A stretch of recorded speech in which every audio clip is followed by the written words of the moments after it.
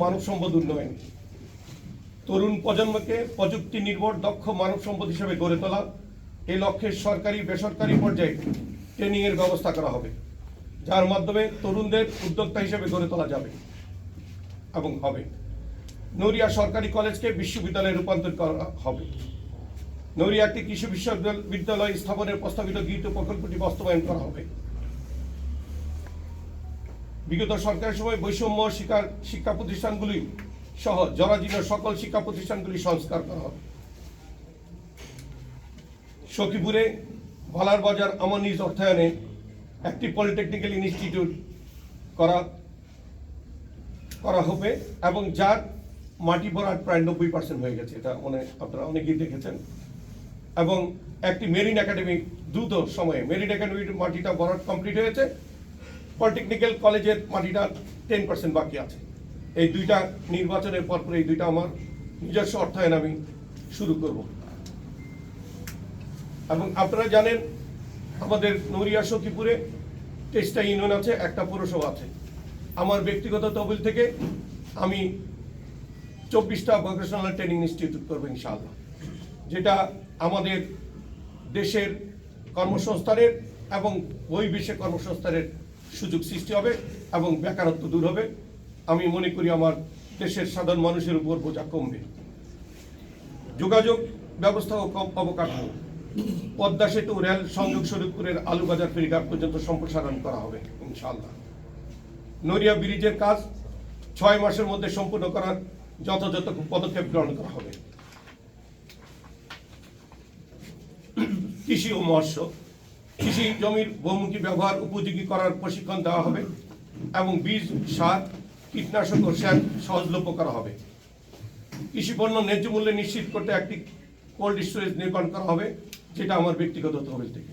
আমরা চিন্তা করছি কাছিকাটা, নপাড়া, চদাটা, যেখানে আলু চাষ বেশি হয় এবং মৎস্য আমাদের মূল পদ্মার যেখানে উৎপত্তি বিশেষ করে ভয়ানক রূপ ধারণ করে, সেখানে আমাদের মৎস্যজীবীরা যারা মৎস্য চাষ করেন এরা মাছ দ্রুততার সময়ে বিক্রি করে ফেলতে গিয়ে তাদের ন্যায্য পয়সাটা পান না। এটা যদি কোল্ড স্টোরেজের মধ্যে 2-4 দিন, 5 দিন, 7 দিন, 10 দিন রেখে বিক্রি করা হয়, তারা ন্যায্য দামটা পাবেন। সেটা আমি দেখেছি। এবার চরাটা নপাড়ায় জমি দেখে চিন্তা করেছি, আমরা যদি নদী ভাঙাটা ওই নপাড়ার পশ্চিম পোর্শনটা যদি বেরিবারটা কমপ্লিট করতে পারি, তাহলে নদী ভাঙা রোধ হবে এবং সেখানে আমি আমার ব্যক্তিগত তহবিল থেকে একটা কোল্ড স্টোরেজ করার পরিকল্পনা করেছি। নড়িয়া সখীপুরের উল্লেখযোগ্য সংখ্যক জেলেদের জীবিকার অন্যতম মাধ্যম মৎস্য আহরণের সরকারি বেসরকারি পর্যায়ে প্রয়োজনীয় সহযোগিতা প্রদান করা হবে। সামাজিক উন্নয়ন, নিরাপত্তা, সন্ত্রাস ও চাঁদাবাজির বিরুদ্ধে আমার জিরো টলারেন্স নীতিতে অটুট থেকে জনগণ ও প্রশাসনের সহযোগিতা নিয়ে একটি বাসযোগ্য সমাজ গঠনে আমি অঙ্গীকারবদ্ধ। সামাজিক সচেতনতা, যুবকদের খেলাধুলা, প্রশিক্ষণ, সম্পৃক্তকরণ ও প্রশাসনের সমন্বয়ে মাদক নির্মূল। নড়িয়া সখীপুরে একটি স্টেডিয়াম নির্মাণ করে খেলাধুলার সুযোগ বৃদ্ধি করা হবে। আপনারা আমার নির্বাচনমুখী মিটিংগুলিতে আপনারা শুনেছেন, নড়িয়া সখীপুর আমি মাদকের সাথে যুদ্ধ ঘোষণা করেছি। কারণ মাদক একটি সমাজ ব্যবস্থা, একটি পরিবার, একটা রাষ্ট্রকে ধ্বংসের দ্বার প্রান্তে নিয়ে যায়। অতএব আমি আমার যাত্রা শুরু করতে চাই নড়িয়া সখীপুরে। আমি কোনো মাদকের আস্থানা রাখবো না।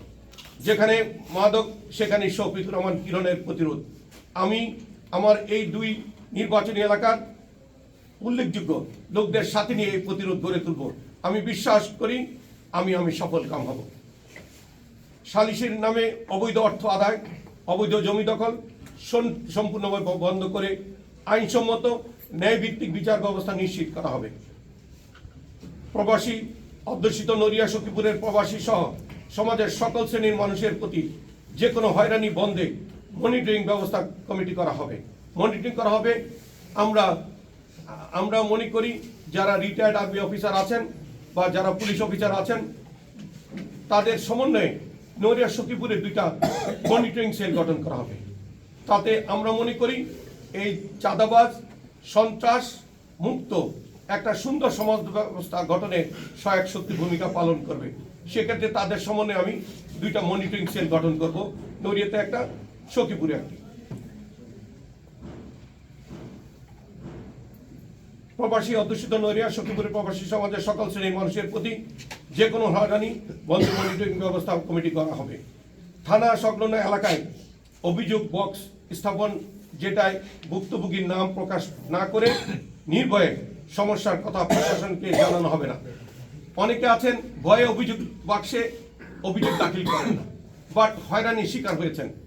অনেকে ঘুষ বাণিজ্য করেছেন, অনেকে সাধারণ গরিব মানুষ যারা রায়ের পর্যা, এখনো রায়ের পর্যা এখানে কথা আছে, তারা নির্যাতিত হলে তারা বলতে পারে না। তাদের জন্য ইউনিয়ন পরিষদের অফিসগুলিকে চিহ্নিত করে সেখানে অভিযোগের বাক্স রাখা হবে। সেই বাক্সগুলি সপ্তাহে 1 দিন আমি দেখব, আর প্রতি 3 দিন পর পর থানা পুলিশ এটাকে এই অভিযোগগুলি দেখবে। প্রত্যেকটা ট্রু কপি আমার কাছে আসতে হবে, আল্লাহ যদি আমাকে কামিয়াব করে। প্রবাসী এলাকায় মসজিদ, মন্দির, গির্জার উন্নয়ন সাধন করা এবং সকল ধর্মীয় প্রতিষ্ঠানের নিরাপত্তা নিশ্চিত করা। নড়িয়াতে একটি পানি শোধনাগার নির্মাণ করা হবে। নতুন উদ্যোক্তা তৈরির জন্য সরকারি ও বেসরকারি উৎস থেকে স্বল্প সুদে ঋণের ব্যবস্থা করা হবে। ই ক্যাফে স্থাপনের মাধ্যমে ডিজিটাল সুবিধা এবং ফ্রিল্যান্সিং এর সুযোগ করে দেওয়া হবে। আপনাদের ভোট